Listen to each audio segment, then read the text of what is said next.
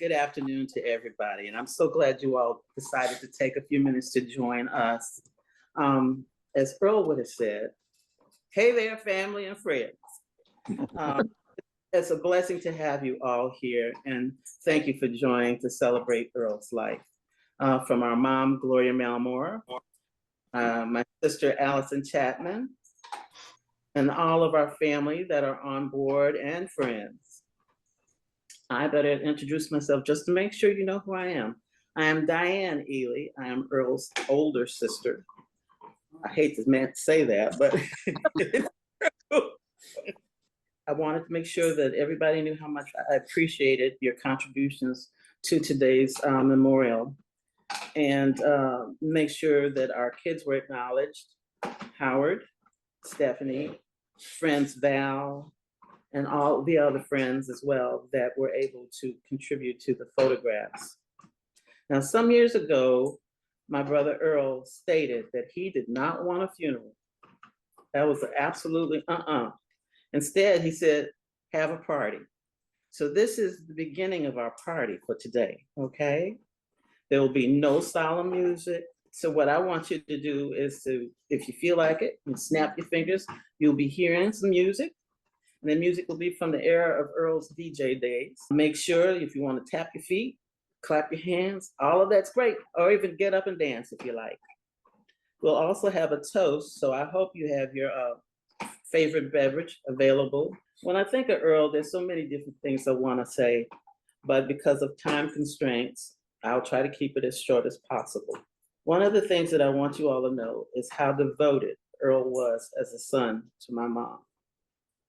He would do anything in the world he possibly could for her. He was a great brother to me and my sister Allison, a good cousin, good uncle to my daughter and son, and all of the family members. One of the stories I would like to share right quickly was this: years ago, I was in Chicago with, at that time, my son, Howard, as a toddler, when Grandma Ada, our matriarch of the time, experienced a stroke. And so Earl took me and little Howard to the hospital, which of course he could not go upstairs.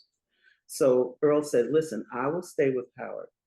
You go ahead and visit Grandma, and when you get back, you get back. So I came back not too long after that, and here he was walking up and down the waiting room amongst all these other people. And he had little Howard fast asleep on his shoulder. And I said, what? And this older lady came up to me and she says, excuse me, miss, is that your husband? No, that's my brother. She says, well, I want you to know that he makes a beautiful husband. He was so devoted and doted on your son. He did everything right, and he is so loving. Now, let me tell you, I have never seen Earl with a kid since, okay? So that was a surprise to me. I don't know about the rest of you. Maybe Valerie might know, but it was wonderful to hear how he cherished little Howard while I was not there. Another time, last story, would be the fact that Christmas holiday season of 2022, Earl decided to go to Florida to spend that time with my mom. He was there for about 6 weeks.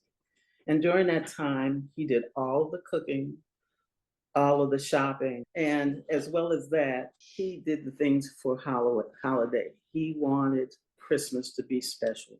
As you all know, that was his favorite holiday. So the first thing Earl did was he unboxed the Christmas tree. Took him a whole day to set it up and get the branches fluffed up and everything the way he wanted.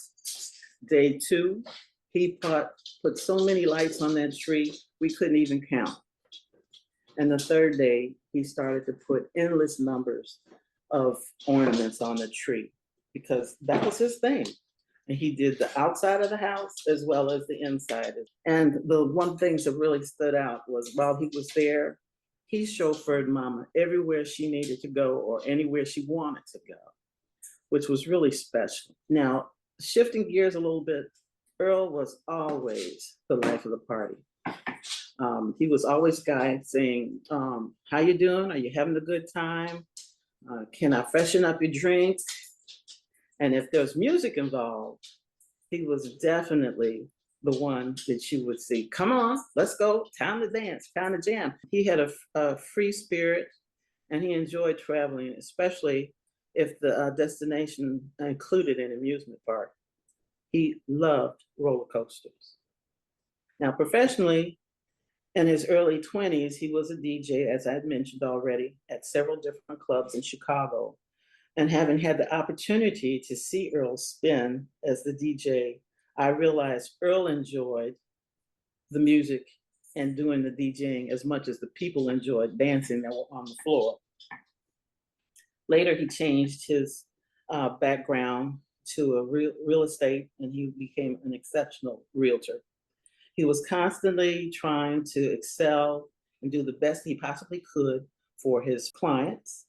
He wanted to make sure they got the right piece of property, or if they need be, sell property, find a new home. He was always there. You all never saw this because it happened behind the scene, but I saw Earl constantly working to make sure that his clients were all very satisfied. He was eager to please, as you can tell, to take care of all of his clients. Now, personally, Earl, he was very private. We didn't see too much about whatever was going on in his life, except for the fact that he loved to cook.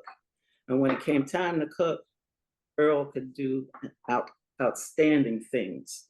And his area of cooking, he always wanted to share with his friends and family. He could cook lavish meals, and everything had to be done the way Earl wanted. There was no exception and no deviation. Some of the favorite recipes of Earl's were actually family recipes that were handed down, were almost 100 years old, and he made them exactly the way they were done originally. Earl was a real character, as you all probably already know, with such a sense of humor that you'll get a chance to see in a couple of minutes, hopefully, in the slide presentation, to include a Christmas tree. The Christmas tree is not just a Christmas tree. The Christmas tree is Earl. And by the way, he won first place for that costume. So let's relax, enjoy a little bit of a sneak peek into Earl's life with this slide presentation now.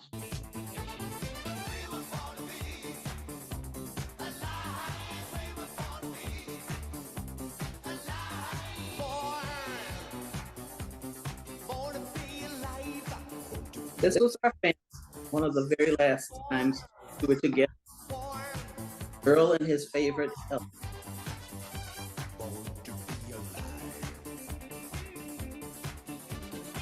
Earl could be a little bit camp,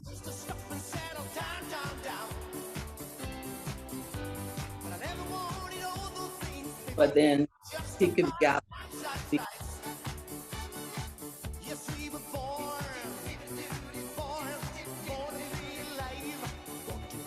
This was Earl and his last travel.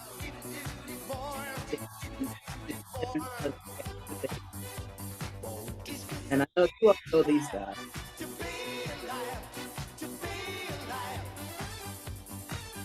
He loves spending time with you.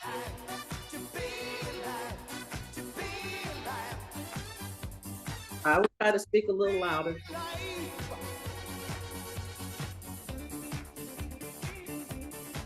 I think Earl enjoyed that margarita as well as having a friend with him.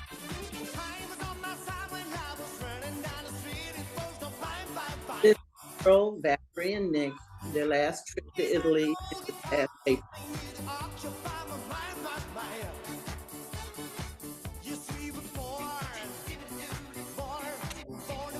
He loved thinking about right there.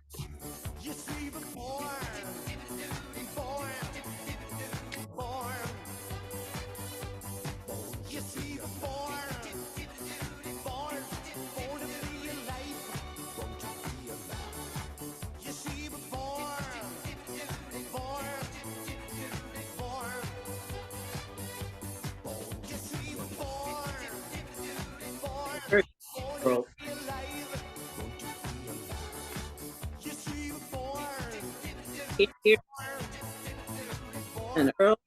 was always in love with architecture, homes, the interior, design, everything.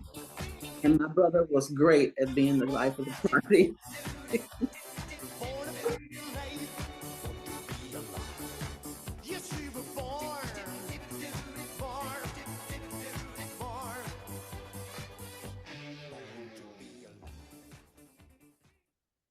And now I'd like to open up the microphone for Valerie. She would like to share a few of her memories of Earl. I met Earl in, let's see, I'll show this picture. This is my high school graduation party with the first two people I met at Cathedral. And for any of those of you who are ex-Cathedralites, Wilma, BA, Nick, Diane, you know how they like to seat everyone alphabetically. So from here to here, it was Reid, Rosa, Roland. So we met in Helen Jean's homeroom class, room 213 in September of 1970. So that's how long I've known Earl. I don't even know how do you summarize over 50 years worth of friendship? And I will say a couple of, some of the things didn't even come to me until Diane, you mentioned Earl being a realtor, how he loved looking at apartments. When we went to Italy, we were looking at a couple of apartments to, like maybe possibly rent for a summer, buy for a summer. We even said to Earl, hey, you want to come with us to go look at some apartments? And he was like, are you asking me if I want to look at apartments in a foreign country? Are you kidding me? Of course I want to go. So yeah, he liked looking at all that.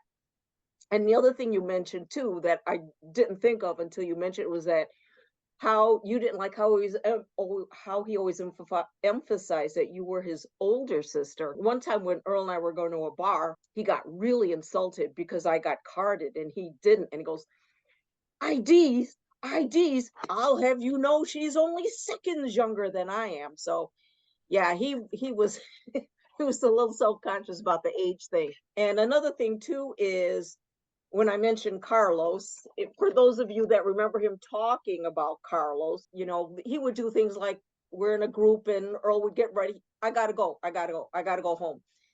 Oh, Earl, don't leave. We want to do this. We want to do that. I gotta go. So Earl would get like about a block away.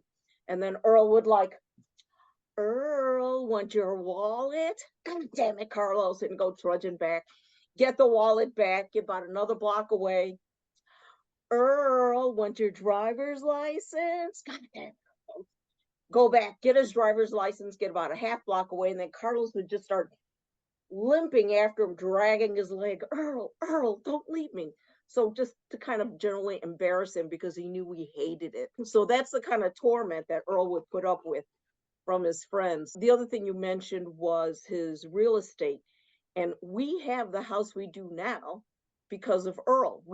Nick and I, almost 35 years ago, probably longer than that, closer to 40 years ago, we're packing up to move from one apartment to another. Earl calls us. He said, what are you guys doing? I said, we're packing. He goes, I'll be there in 15 minutes. It was a terrible, slushy, rainy day.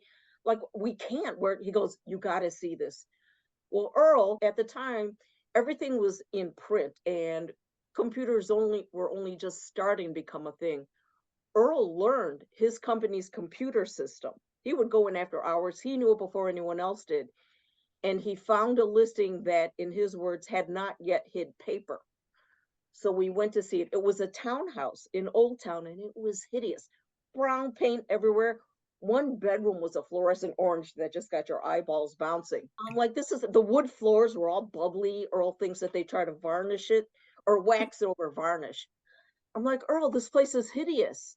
He goes, I know it is. Buy it, paint it, sell it. And we did. And he even told us, you guys are waiting too long. They're starting to build a lot of these around here. As it turned out, it was a foreclosure. We think from a dermatologist, we found a box of slides in the basement that said skin lesions depicted and defined. So that was pretty gross. But that was buying that townhouse, painting it, and selling it was what enabled us to buy the house we have now in Andersonville, which we could never have afforded otherwise. And the only reason why we got this house was because the previous owners had bought a new home in Indianapolis 22 months beforehand and didn't realize they had 2 months to sell it before they got hit with a capital gains tax. And this is why we have the home we have now. We could never have afforded this otherwise. Also, I had mentioned to Earl when we went to Italy, I said, this is like 50 years of vacationing together, because in December of 73, we went to Spain and Morocco, part of the senior trip. We've been to New York numerous times, especially after Carlos moved there. I had to write this down. We went to so many places together. Spain, Morocco, New York, Pittsburgh, Toronto, Florida, especially Disney World was a lot of fun. Dallas, pretty much anywhere we could ride a roller coaster. I remember once there was this big wooden roller coaster in Pittsburgh, the old fashioned kind, with the seat belts instead of the straps. And as soon as it's called the Jackrabbit or something, because it had really steep hills. And as soon as we started off, we just looked at each other and unbuckled the seatbelts and just held on. It was great. And I also learned from Earl, this is how you know if a roller coaster is going to be any good. We went, I don't know, I don't remember the name of the park. We must have stood line for like 3 hours. It was supposed to be like the best and greatest roller coaster. We're standing in line and we're waiting, and Earl goes, I don't think this coaster's going to be that good. I go, what do you mean? He goes, look at everyone on the coaster. Nobody's holding on. He's right. That's the criteria. If you can ride a roller coaster without holding on, it's not that good. It's got to have airtime. So we would get pre-kids, we would get seasons passes for Kings Island. And so, because we'd go 2, 3 times a year, and we got to get that last ride on the Beast. And the thing is, we would go for the whole weekend in Cincinnati, ride roller coasters all day, and then we'd find, and I don't know how we found this dumpy little place in Cincinnati. We had to enter the restaurant through an alley, but it had the best ribs, and it was run by this emaciated old lady named Edith, who looked like Nora Desmond without the glamour. So, but man, those ribs could not be beat. I don't even think it's there anymore. Um, and of course, when you talk about his sense of humor, because he's in real estate, I remember we were looking at this house, and it looked like, those kind of houses that are built in stages, kind of like this jury rig place, and we're just kind of staring at it. And Earl's like, I would give my left nut to see the inside of that house. And to me, that's what Earl's sense of humor was all about. I remember this especially because, my mom really liked Earl a lot, and she found this restaurant that she liked in Chinatown called Evergreen. So we went there to eat, and the clams came. And what happens sometimes with shellfish, they don't always all open. And Earl's like, oh, and Earl's pointing out all the ones that didn't open. He goes, Joni, he goes, aren't you going to send those back? And my mother just looks at him slyly and says, I would if my name was Earl. People know him. People got to know him. And another thing I have to mention is Earl was a Trekkie, maybe not as rabid as your typical Trekkie, but we would go see Star Trek movies together. I'm going to hold this up to the camera. I hope you can see his Starfleet membership card. Please take note of his rank there. But anyway, when we went to see Star Trek, The Undiscovered Country, I was 9 months pregnant, and I was ready to pop at any moment. So when meaning there was 4 of us, for those of you that remember Steve Fedorko. So when we went to see the movie, here, I don't know if everyone got to see his, I don't know if I'm holding this correctly. Here we go. So when we went to see the movie, Earl insisted that we had to go in separate cars because he was afraid I was going to go into labor and we would have to leave early. I had to promise him that if my water broke during the movie, that I wouldn't say anything until the credits were rolling. I honestly don't know if he would have just stayed or not, but I remember I had to promise him that. And then the other thing I remember was this was during the 80s. This was pre-business casual. So I had on a nice suit. I had heels that would like snap my ankles if I tried to wear them now. And Earl wanted to show me this apartment in this real hoity-toity high-rise because he would have gotten $50 a pop if he showed a viable candidate. So I went with him. We looked at everything. It was real nice. He promised to share that $50 with me. It was real nice. We're at the exercise room. I happened to step on that exercise machine for walking and everything. I'm like, how does this work? And Earl goes, oh, you just press the button here. Well, we didn't know it was set at warp speed. And it just whipped me off where I landed in what was most likely a pretty undignified position. I tried real hard to be angry, but he was laughing so hard and it was contagious. And let me just add, I never got that $25. The other thing that I want to add was recently, Nick and I just spent this morning reloading our refrigerator and freezer because it died on us about 10 days ago, relatively new one. And it made me think of the last time our refrigerator died, had to be about 30 years ago. And Earl insisted that we needed to call our insurance company and let them know that our freezer was full of lobster tails. We did not, but that just kind of gives you an idea that what Diane was saying is that he's always looking out for the other person. Yes, he is. Always. And I just want to say, you know what, Earl, just save us a seat in that big roller coaster in the sky. Thank you, Valerie, so much for all of those wonderful memories we will now all remember Earl by. At this point, I would like to open up the mic, and at your leisure, let's start with a few family members that would like to speak, to say a few words about Earl. Stephanie, would you like to say a few things? Sure. Uncle Earl was always a really interesting, fun character in my life. And I would always hear fun stories from mom about him. But as I got older, I decided that I wanted to be more intentionally connected to the Chicago family members that I had. And in particular, when I went to visit Aunt Allison and Uncle Gary and their son Glenn, I had an opportunity to hang out with Uncle Earl closer. And there was one evening where Glenn and I went over to his skyscraper apartment. I had a chance to finally see the infamous Murphy bed that my mom was always talking about that would come out of the wall. So it was not a lie, it was really a thing there. And my memory of Uncle Earl was the fact that he was a DJ in Chicago. And that was always special to me because Howard, my brother, and I are always very interested in electronic music, and we were very interested in DJing in general. And so Uncle Earl treated me and cousin Glenn to him actually playing some of his music there in the skyscraper as we looked outside over a beautiful landscape to see all of the nighttime city lights. So it was just a really nice memory to actually get to see this personality and this individual that is a part of my bloodline. You'll always have those memories. Mom, go ahead. Mine is going to be a little bit different. Periodically, I'd go by and read some of the thank you notes and the condolences that were sent to me. And this one I wanted to share with everybody. It's called Remembering Their Beautiful Song. God gives you, every person, their own unique song.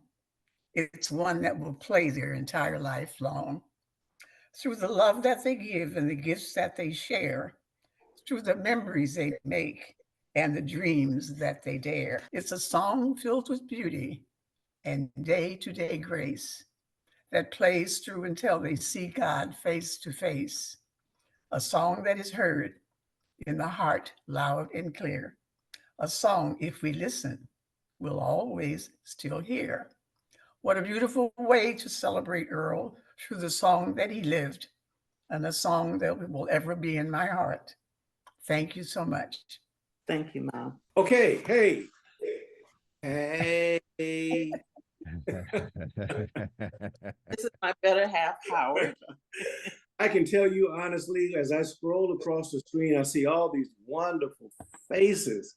And I never knew one event could just capture the essence of everybody hooking in at the same time. Fantastic.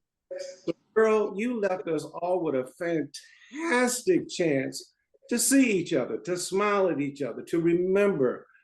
Man, this is real cool. This is all good. So to my family, Atlanta, Florida, 29 homes, met you guys, love meeting you, meeting everybody. That's the way Earl brought to me, is a connection to all of y'all. Her husband. Son, would you like to share something? Shots. Allison? Yeah, so we miss him so much. And like you said, sis, he was truly the life of the party. We always had a good time when he would come over for dinner and help with the cooking, or do most of the cooking with Gary. And when our Michigan family, Tracy, Alonzo, and Aunt Agnes would come, we would just stay up all night laughing. Actually, the last time he came, he had to stay overnight because he had so much fun, and we didn't want him to, if you know what I mean, we didn't want him to leave because we were concerned. But I remember growing up years ago, we went to, I think he was at my father's house preparing a turkey for one of the holidays, and Grandma Ada was there as well. And he was in the kitchen pulling the turkey out of the oven, and all of a sudden the turkey fell on the floor. And he picked up that turkey so fast, there was no comment about it. It just went back on the tray, and everyone just continued as they were. And then another time, this was like maybe 5 years ago, I can't remember if I was making gumbo or something, and I was telling him what was going to go in it, and I had mentioned crab meat or crab. And he kept saying, well, I wonder where she's getting crab. Where are you going to get crab this time of year? But I didn't want to tell him it was coming out of a can because he was so particular about cooking. But we miss him so much. And then over the summer, Diane and I went and cleaned out his place, and just wanted to kind of reflect and see if we felt his presence while we were at his place. So we were sitting in his empty, clean condo, looking out the window, and he was on, I think, this 36th floor. 56. 36th floor. 56. 58. 56th floor. And we were just saying, we don't really feel his presence. And all of a sudden, no sooner than I said that, all of a sudden there was a fly outside the window buzzing around. And I told Diane, look at this. And she's like, oh, now our brother's a fly? But he's just, his presence is just around us, and we love him and miss him, but we have so many fun memories of him, and he'll always continue to live within us. Thank you, sis. Thank you. Is there anyone else that would like to say a few words before we close? This is Bill and Don, and we were neighbors of Earl's. We lived right across the street, and like Nick and Val, Earl found our condo for us 24 years ago. So we've known Earl for about 26 years, but we thought, what a deal that he found a place right across the street from himself. So we got together often. Every week. Every week. We'd get together for a drink, and we always knew not to choose Saturdays because Saturday was for Nick and Val, that he'd go over there. But if he'd come over, we'd have drinks, we'd cook out on the grill. We shared recipes. Yeah. And along with Earl being a good cook, I guess what goes with it is going to a grocery store, because he loved to go shopping at a grocery store. If we were going just out for an hour, he said, can I join you? Unfortunately, it was an ordeal because he was a slow shopper. He stopped at everything.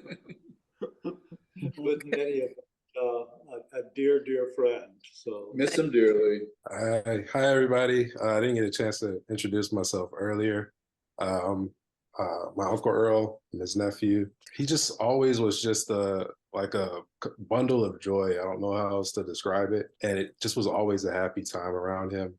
I only ever remember him smiling. I don't think I've ever seen him like angry or upset about anything. I'm sure some people have, but just pure joy. Always good drinks, good laughs, good food. I still use his Caesar salad dressing to this day. Yeah. It's always a hit. But deeply missed, loved him dearly. And it's great to see how many people he's impacted by seeing everybody in this Zoom meeting. This is Cricket. I just like to say, I've known Earl from early age. We were teenagers together, you and I and Armida and all of us. And we'd come over to the house. Your mom was my phys ed teacher. And we would all be together, and Earl would come in and he would say something and just crack us up. He was always, like you say, the life of the party. He would come in, and he was just a wonderful, wonderful person. And I just wanted to thank you for extending this invitation to me. And just love to you and your family. The last time we were in Chicago, Earl came over, and he cooked. We all had dinner, and we decided to play a game. And I don't remember the name of the game. Crack House. Crack House, yeah. So we started playing, and every single time he would do something that wasn't what it was supposed to be when it was his turn. He would say, I never played this game before. He must have said that 15 times during I mean, every time it was hilarious. saying it over again now, it doesn't sound hilarious, I know. But believe me, it was hilarious. We enjoyed him. I'm hearing it in Earl's voice. So Yep, yes, there you yeah. go. Oh, he was like my baby. I loved him so much. He was my little baby, and I loved him with all my heart. And I miss him so much. So I moved to Chicago in '81 and to work at Dugan's Bistro, and Earl, had worked there for a time, and then he was working at other bars, and he immediately, I came from a small town, Michigan, smaller than Chicago anyway, moved to the big city, and he immediately took me and Craig, my friend Craig, under his wing, taught us, a lot about the clubs and the different, songs and the music, and he helped us find the place that I'm in now, which is Jim.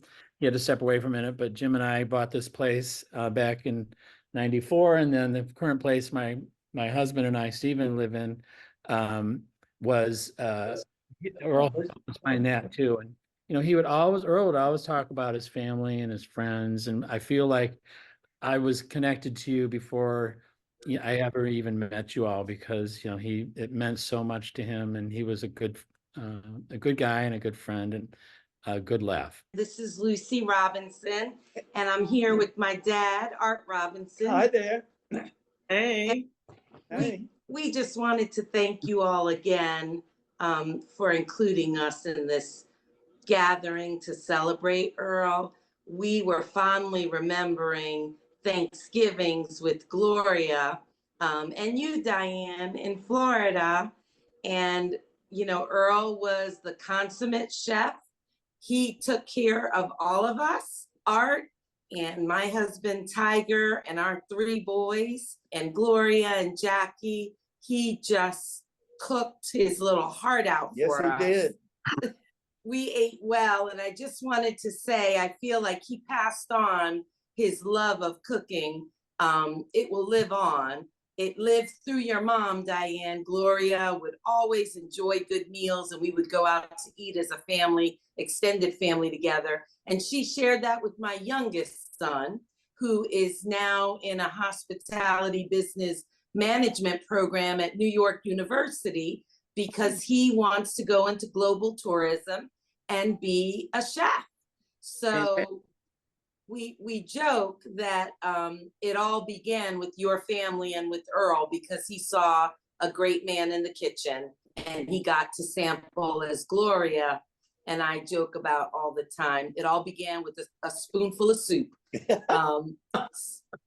So we will never forget him. And if we can get my son Stephen to write a book and commemorate where his love of cooking began, we would love to memorialize Earl in that and just dedicate this future book to him, to just say it all began with a spoonful of soup, right, Gloria?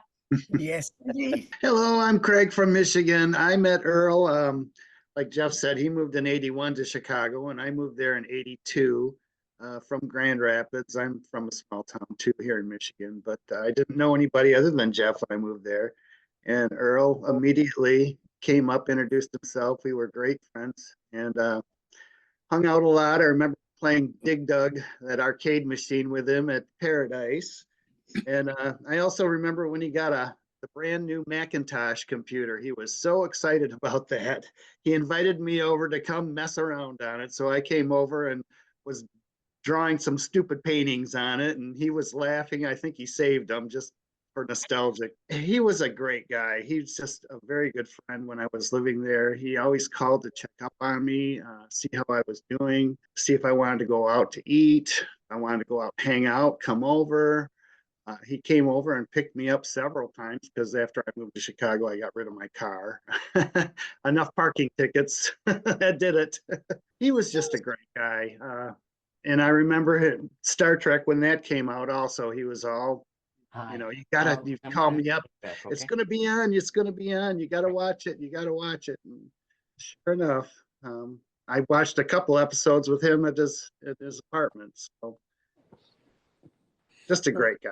Thank you so much for inviting me to this. I appreciate it. I'm Glenda Rowe. I'm from Glenwood. The Gloria and I worked together at Dunbar. And I remember that Diane babysat for my daughter. And I also remember how exciting it was at Christmas time when we would find out what kind of Christmas tree Earl was going to work with. And that I remember that really well. He was a great guy. He was a love of his mother's life, as you are, Diane. And I will miss him. I hated to say that, but we will. We go back with Earl from Holy Name Cathedral from high school, watching him develop into a DJ, following him around, watching him turn into the real estate mogul, which I have my place today and the place I had before, thanks to Earl. He made a commission on all his friends. You gotta buy this place, yeah, and we always did, but we always ended up making a profit, so he was right most of the time. And then watching him become this food connoisseur, he just got better and better and better. And I really want to know who gets that Christmas eggnog recipe that he made. It was something from the family. Oh my goodness. He and I both. It was with like 10 tons of ice cream. Yeah, he and I both have it. Oh my gosh. We need that. That was something to look forward to. We'd always bring a container of it. Whoa, it was. That was great. Yeah. You'll be drunk until the new year. Well, I tell you what, I thank you very much for all of this information and sharing all of these good memories. But I think it's time for us to raise our glass and make a toast. So if you got your glasses handy. To Earl. Earl. As to Earl, you are a wonderful soul. You made wonderful, bright things happen in our lives, and you will be sorely missed, but never forgotten. We love you. Love you. To Earl. Thanks, Diane. All right. Thank you, Diane. Thank you, Diane. Thank you, Diane. Thank you, Diane. We will share your the obituary now. You guys are free to take your time to read it silently. We love you. You stay safe, and please don't be strangers. Take good care. Bye, Gloria. We love Bye. you. We love you, Aunt Gloria, Diane. Bye. Love you too. We love you, Gloria. Bye, Gloria. Love you Stephanie, too. thank you. Bye, Gloria. Love you. Diane. Love you too. Stephanie and Glenn. Bye-bye.